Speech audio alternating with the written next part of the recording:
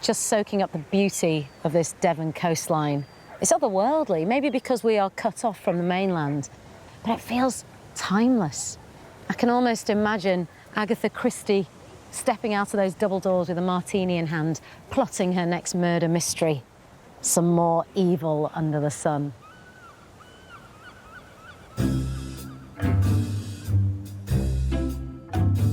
The world's best-selling novelist of all time wasn't just a frequent visitor to the hotel.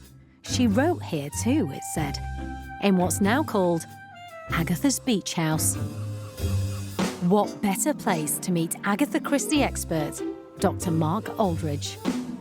So, Mark, what was Agatha Christie's relationship to Burgh Island? Well, Agatha Christie was born in Torquay, Devon, so not very far from here.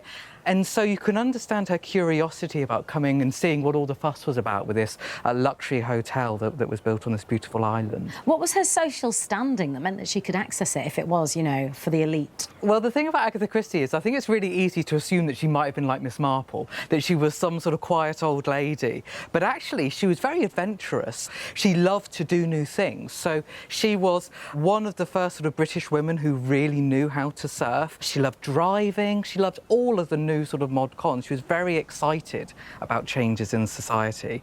So although she had been brought up slightly nervous about money, because although she had a household where they had servants, their wealth was slightly precarious. So when she starts to make more money from her books, because her first one's published in 1920, you can imagine that actually that gives her some security, that perhaps she's able to enjoy herself a bit more and have this luxury life that things like visits to Burgh Island would certainly be a part of. And were any of her stories inspired by Burgh? Yeah, I think we can definitely pinpoint one in particular, Evil Under the Sun, where it even has, I can show you actually if you want to see it, absolutely. that actually opens with a map of the island, and we can very clearly link what we see on the map to what actually Burgh Island was really like, or is still like. So she was thinking about what Hercule Poirot would be thinking about what he saw on the beach here, and so she has him say, in response to someone saying, there are no bodies on Smuggler's Island.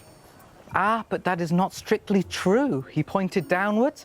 Regard them there, lying in rows. What are they? They are not men and women. There is nothing personal about them. They are just bodies.